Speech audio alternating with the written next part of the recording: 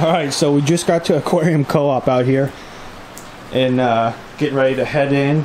My man Corey's going to give me a little store tour. So we'll head on in here and see what's going on. Everybody's here. Joe's here. Mike's here from Aqua Pros.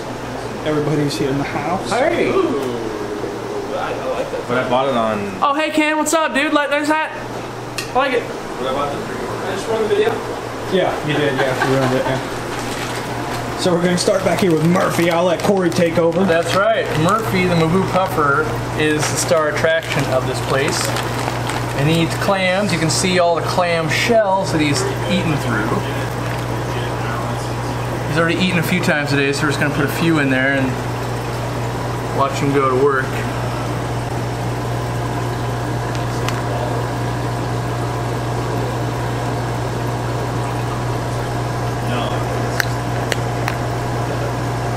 You could hear him chomping at things, dude. He chomps them through. Damn. And he'll keep going. We feed him about a half a pound a day, but he'll eat more. Like, he won't really stop. And they're still frozen and everything. And both his eyes work independently. So one, he's watching the guppies, which he doesn't eat. He's watching for predators to not get attacked. And then he'll line up the next thing he wants to eat with another eye usually. And as they get bigger, they can't even look in front of them, so they have to look from the side, like he did right there, and he'll eat it, and he'll move his eyes all around to keep an eye. But the guppies just kind of eat his poop, and they cohabitate, like they're too small of a meal for him. And so, you know, but the clams are to file down those big teeth, which you might have caught a glimpse of. Got a super red bristle nose, all live plants. We water change by 100 gallons a day. It gets recycled down to these goldfish bins below. And yeah, it's kind of this tank. It's kind of meant to do one thing, and that's for people to come in and feed them and have fun. You can see a lot of scratches in the glass or in the acrylic, and you can see all the fingerprints too, because kids are just doing this all day long. You know, their snotty fingers. But those are his teeth. He'll do this, and he scratches the acrylic. You know, just as he runs around, and you can see a lot of them in the acrylic. And this tank's 360 gallons, kind of a cool view, so everyone gets this view and it's on a camera 24 hours a day and that kind of stuff. You can go to the website and check that out, but if you come to around to the side, you get the 4-foot view, because it's 4 foot front to back, and Murphy will come visit us here. But you kind of get the cool view, and then the tank's 6 feet front to back from this view, so you kind of, he's about 18 inches at the moment. So, yeah.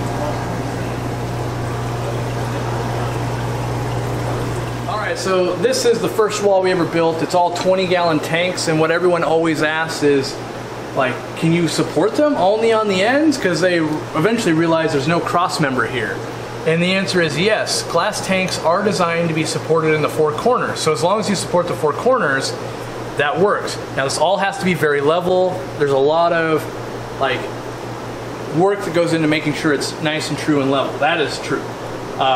But you can go, I've seen all the way, I haven't done personally, but I've seen all the way up to 180-gallon tanks done this way. So, you know, not just 20s, not just small tanks, and everything's on an auto water change, so water comes in and then water goes out the system, and about 20% on every single tank every day. And we stock them pretty high, and we mix a bunch of different species, like we have freshwater archer fish in here, mixed with phantom tetras and some gouramis. And then, you know, down here we might have king tiger plecos mixed with bristlenose, mixed with green fire tetras. We've got endlers, like a lot of the standard fare stuff. The things that we have that maybe not everyone has is a big assortment of apistos. So we've got like the fire red Agassizi in here, and then we'll have Apistogramma Agassizi double red, so another variant. We've got Apistogramma Cockatoides super reds in here. And if we kind of come down a few, then we've got Cockatoides Orange Flash in this one. And then we've got like the German Blue Rams. I think we've got another type or two.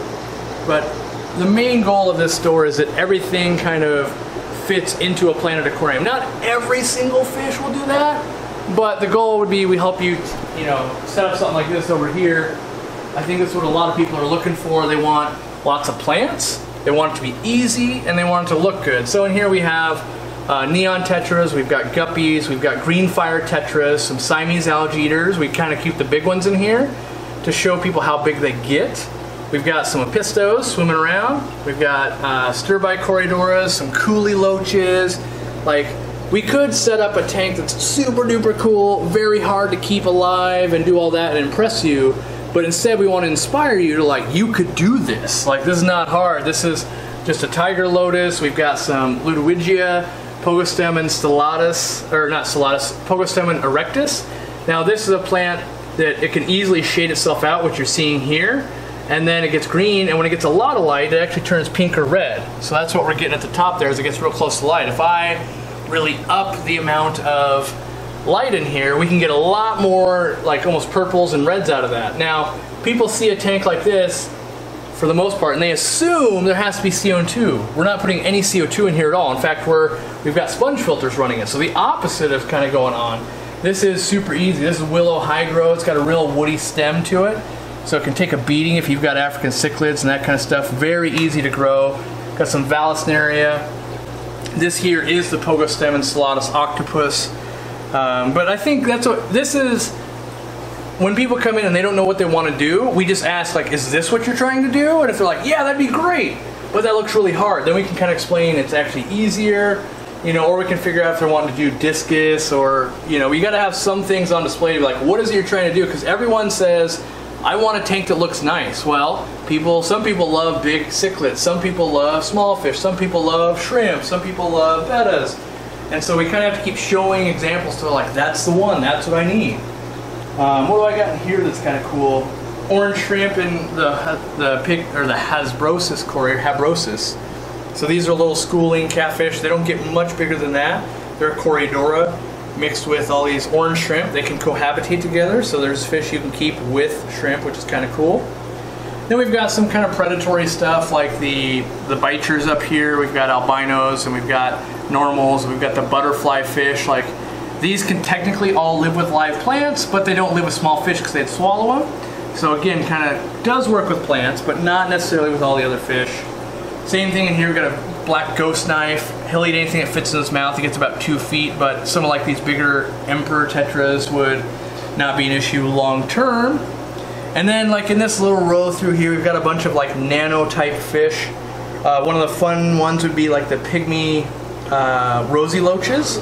They don't get very large. You can breed them in a 5-gallon aquarium, actually, which makes that fun. There should be a pleco in here too, like an L174. I hadn't seen it in person. Behind the moss. Oh, behind the, there you go. Yeah, so kind of a cooler, I don't know if it's cooler or rarer. I hadn't seen it before, and so it takes a lot for me to have something in my store I hadn't seen yet after being in a store, and I've owned one for 5 years. And I worked in one for 5 years before that, so I have at least 10 years being in a pet store. And when I see something I've never seen before, that's kind of cool for me. Like some other stuff in here, like people have probably seen the rainbows, the frittata rainbows in here, but what you might not have seen is the rummy nose rasbora. So everyone knows the rummy nose tetra, but the rasboras, when they're really comfortable, they get that nice blue sheen, like a powder blue on the males and the red nose. The females look kind of drab, but there's probably some other things hidden in here because it's a nano tank. I bet if I start digging around we'll find, like, this anchor catfish. Let me bring it to the front. These guys don't get very large, and they look like an anchor, so that's why they get that name. If I can just run in here, but kind of a cool little nano oddball catfish. Now I wonder, oh, there's a bunch more into this one right here. And they don't get large, and they're not predatory, and I don't know if we have any scarlet batis left in the tank. It doesn't look like it, but, you know, little fun stuff, even if you're stuck with a little nano tank. And I say, oh, there's a batis right there, scarlet batis. And I say stuck, but sometimes you're like, oh, I'm stuck in a dorm room, or my parents won't let me have a bigger tank, and you're looking for kind of rarer stuff in these confined spaces. And then we can kind of like walk through up front, like obviously we sell plants and we sell everything online, and that's our thing, but, you know, more stuff we can kind of look at. Up front we've got this kind of big pothos vine that it used to be we grew it all around the store. It kind of got unmanageable, and now we're kind of regrowing it a bit. Again, kind of another tank of like, is this what you're trying to do? And now we would point out like, well, minus the goldfish. The goldfish is actually in there to help get rid of the duckweed. Eventually it'll get big enough and it'll eat all the duckweed off the top for us. And then we won't have any duckweed in this tank. So that's actually what that goldfish is doing. But you can see here, like we have algae on the rocks. We put a few autosynclists. They're super duper fat because they're eating tons of algae. Like you can see the shrimp we're using back here on the top of the Ceru stone. They're also picking at algae. And you might go like, well, if you're a store that specializes in plants and that kind of stuff, like the plants themselves, in my opinion, look pretty healthy. Why are you having algae problems? Well, we're at the front of the store and the sun comes right through this window and it can be hard to balance depending on the day. And so we go through these like cycles sometimes. You're like, oh, it's been crazy sunny, and then it wasn't for 3 weeks, you know. Up here we've got kind of a bunch of assorted rainbow fish. You know, they look much better as they grow in and grow up. We've got some kind of cool butterfly hill trout fish. This is kind of a rarer Danio. The albino Congo tetras you don't necessarily see every day. You know, this is a tank of sick goldfish down here. Just turn the light on and take a look at them, but you know, you can see the blackmores have ick. We obviously wouldn't be selling these, but I don't try to hide it either. I actually showcase when we have sick fish, because if I show you the sick fish, then you don't have to be looking for, oh, am I accidentally buying a sick fish? So normally, like in the store, we would have it like this. We'd have the light out, something like this, and a lot of people, oh, why is the light out? Oh, those are sick. And then if you go, oh, there's one other tank in the store like that too, you figure out, oh, okay, so they're letting us know the ones they know are sick, that type of thing. Ooh, pygmy rainbows. These are one of the coolest rainbows. If you look at this guy, one of my absolute favorites, that's full grown. So they only get about 2 inches. They're one of the coolest dwarf rainbows, and that color is super cool. When they hit the right light, if sunlight hits them, oh man, you'll definitely buy some. But they are super cool. I guess the last thing to kind of show is like the quarantine room. So not everything just lands in the store. It goes into the quarantine room typically. Not everything, like a zebra pleco might come straight out on the floor. Really high dollar fish we can keep our eye on. But if we come back in here, this is where most things are going to land when they come from a wholesaler. So here we've got 2 different batches of cardinal tetras. We sell a lot of cardinal tetras. We've got some rams. Now they're at the top of the rack because that's where it's the warmest. And as Ken was in here earlier, he goes, wow, it's pretty warm in this room. Well, in general, we might be trying to fight off ick. We want to get their metabolism going. Maybe they weren't eating that well at the wholesaler. And so we want to make sure we can get them eating well. Like in here, we've got frozen food. This is frozen cyclops. And so we want to, you can see most of their bellies are looking pretty full. They came in a little small. We need to put a little bit of size on them. You can see here we've got a batch of rummy nose tetras. And even in here, we still use LED lighting. Like this is still good. Like a lot of places don't have good lighting on their tanks, and for sure wouldn't on their quarantine tanks. I think it's the most important to have good lighting on the quarantine. How are we going to spot velvet and ick and all these problems if we can't see the fish well? So we try to make sure we use good lighting on everything, and you get to see like lots of big groups of tetras ready to go. So when we sell out, we move them. Some of these will be in stock for weeks at a time, ahead of time, so that, you know, like, oh yeah, we sold those. These have already been in quarantine for a month. Typically, we quarantine stuff for a week. And everything in here is auto water changing 50% every day. So that means we have to redose the meds if we're using them. And it's all automatic. Even on Christmas when no one was here, auto water changes happen. We've got some bigger stuff. This is a different type of, this is the royal spotted hill trout. So again, a different Danio species. With some roseline sharks. We've got a batch of dwarf neon rainbow fish over here. You can see we've got a new batch of autosynclists in quarantine, cherry barbs, neon tetras. Yeah, ooh, these are cool. I didn't even know we had these. Yeah, a bunch of apistos.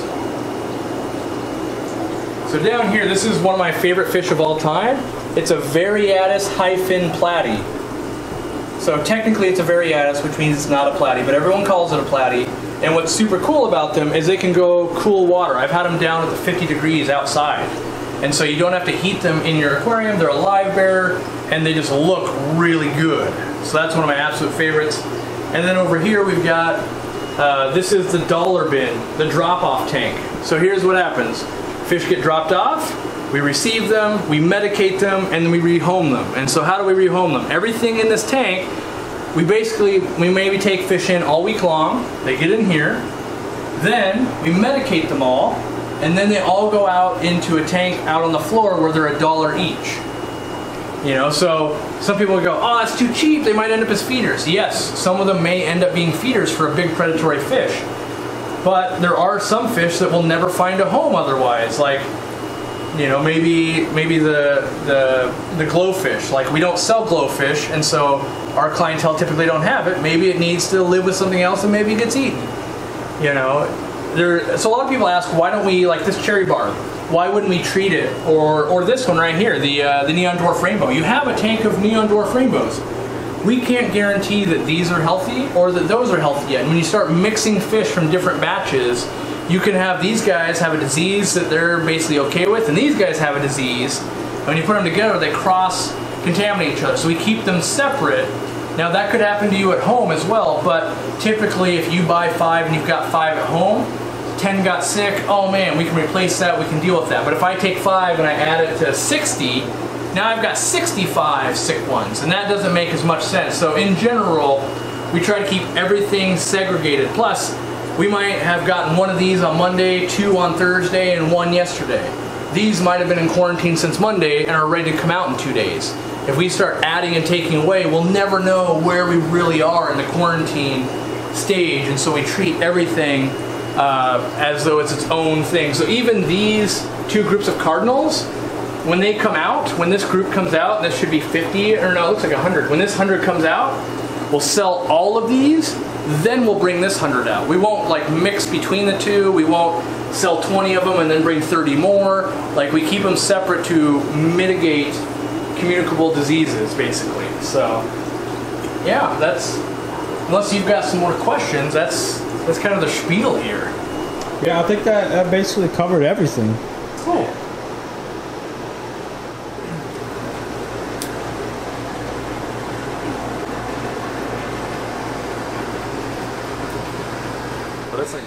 Alright, so now we are at Aquarium Co-op's house.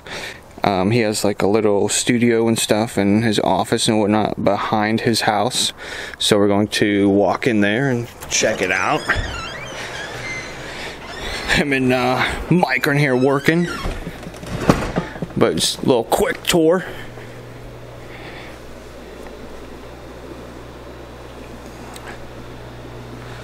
There was some babies of these swimming around, but we haven't seen any lately.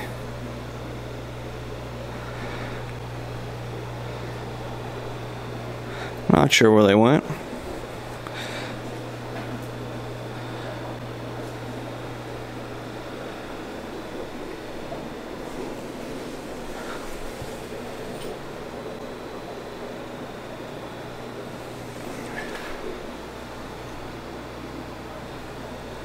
Fish tanks everywhere.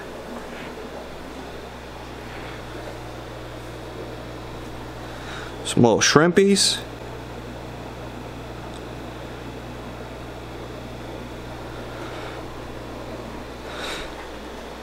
Now this one's got some angelfish. It actually spawned some eggs up here on this filter.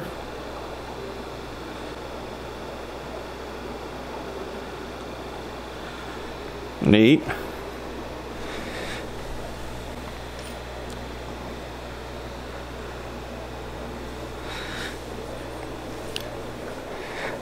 And if you go in here, we get a little close-up action of Mike here. Cory. The 800-gallon.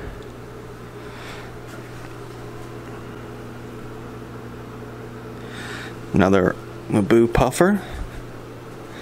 Murphy's cousin. And back here we got my man Jimmy. Oh snap!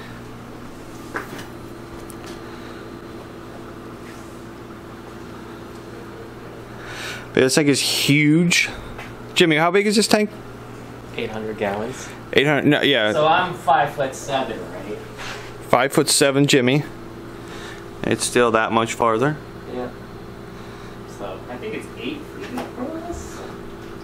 Yeah, Superman that for me, Jimmy. Wow. And I think 4 feet this way. Who's Murphy's cousin? What's their name? That's Lady Bird back there. Lady Bird. And that's Luann, the giraffe cat. There's a nice royal pleco down there. Oh, wow.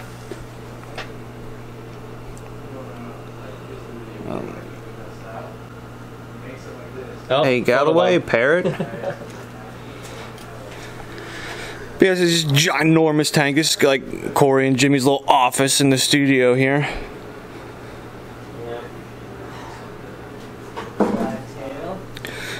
Might as well get Jimmy's little mud skipper in here. This dude's awesome. Is he on camera? He's on camera, dude. Loves it, dude. But yeah, so this is the little, you know, studio office at Aquarium Co-op. This is where the real magic happens right here, right? Oh, then the real magic happens, Jimmy says. That's the backdrop. Nice little backdrop in here.